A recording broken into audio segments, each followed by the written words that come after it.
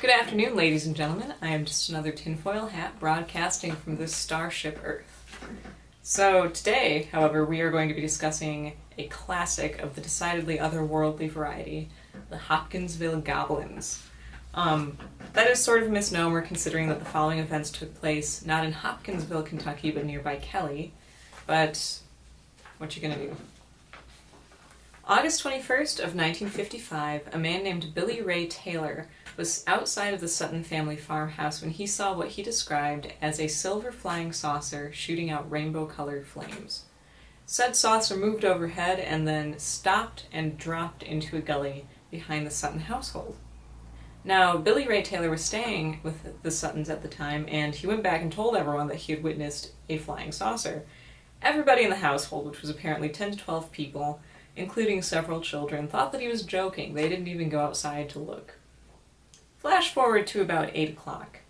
The family dog starts going bonkers.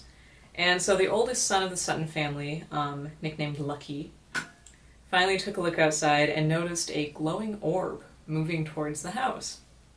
Then, and this is so super weird, Lucky and Billy Ray realized that the glow was not coming from an orb, but from a little man floating through the air. They described this little man as being 3.5 feet tall, completely bald, with pointy ears, spindly arms that it held up over its head, and ended in claws, and huge unblinking eyes without pupils and a tiny little slit for the mouth.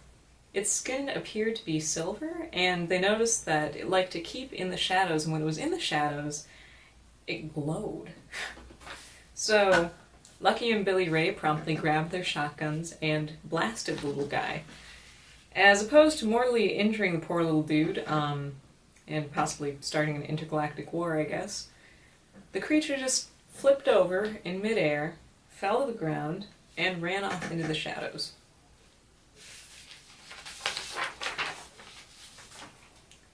No sooner did the two gents go back inside that another entity, identical to the first, so maybe it was even the first one, appears at a side window. They shot through the screen at the window, and again, the thing flipped over and floated into the shadows. Well, they went out to check and see if they had gotten one, because they knew that they had hit the creatures. As to whether or not they were dead, that was kind of up for debate.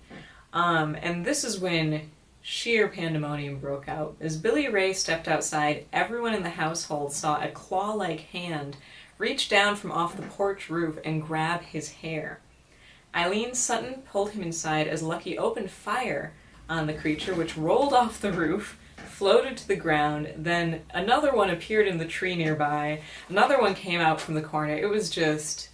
It sounds like one of those moments in a Scooby-Doo episode where people are running, from each hallway. It's just madness. Around 11 o'clock, after dealing with 6 separate invading waves of these little guys, everyone in the Sutton household ditched and drove to Hopkinsville to the police.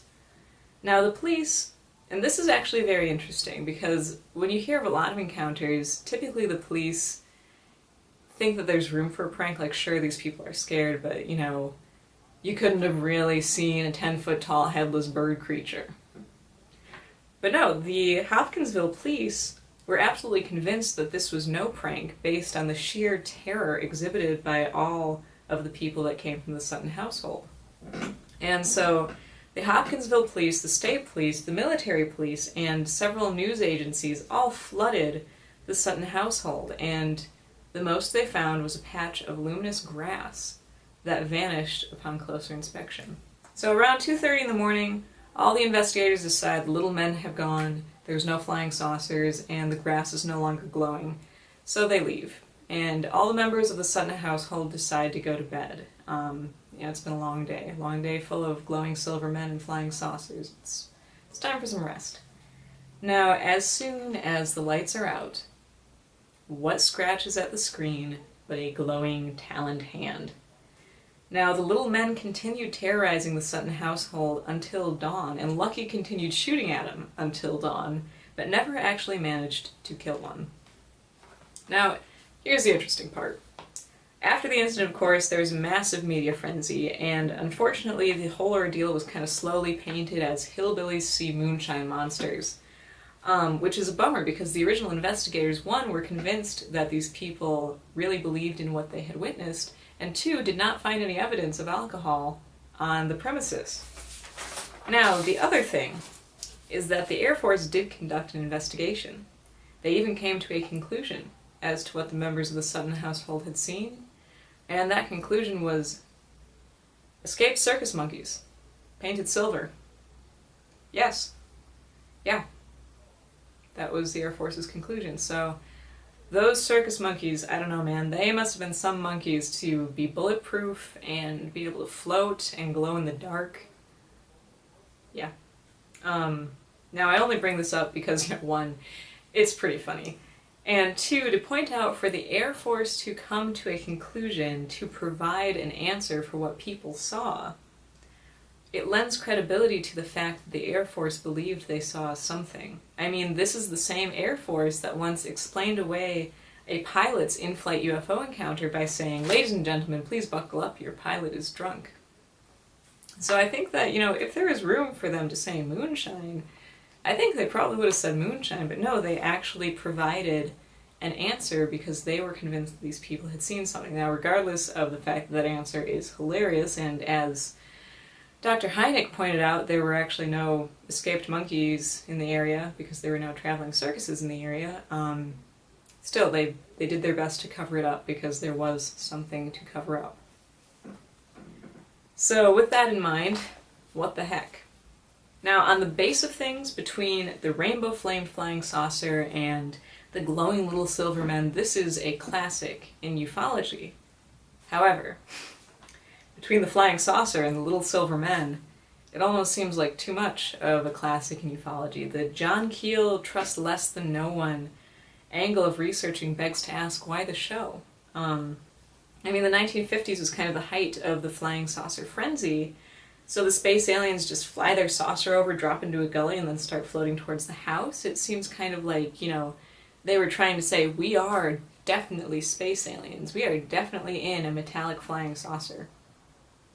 We're not anything else other than that. Why would, no, we are space aliens from a flying saucer from another planet. Yep. Making it a kind of intergalactic, Air Force conclusion. So, because if you look at what I personally consider to be genuine extraterrestrial encounters, this one is actually not so much of a classic, but an outlier. There's just facts that don't really add up. Theoretically, the type of entity observed fits closest to the Greys physically because of the large head and the spindly body, the fact that it was silver, the huge eyes, no discernible nose and then the tiny mouth. However, the Greys tend to be associated mostly with the abduction phenomena. And, there seems to have been none of that at the Sutton household. And also, with the Greys, I think if they wanted to be inside the house, they would have already been inside. There would have been no, invading waves. There would have been no scratching of the window, pulling people's hair, floating towards the house. They just kind of would have shut everything down, gone inside, and chances are the Suttons would not have remembered a thing.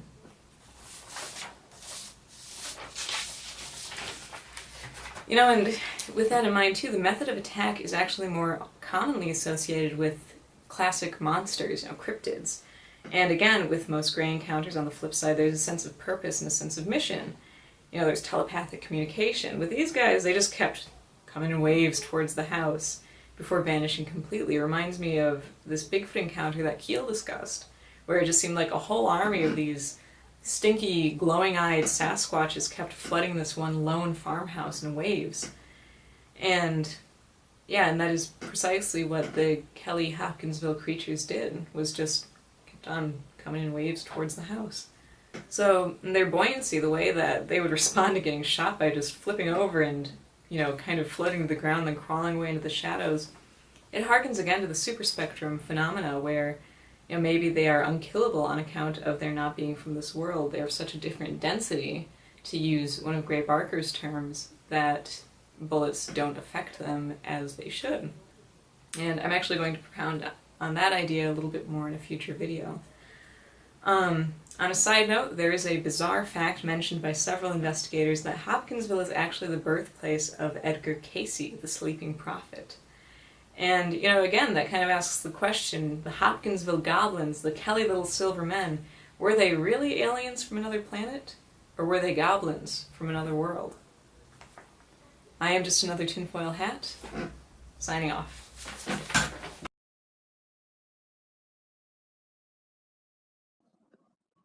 Doing.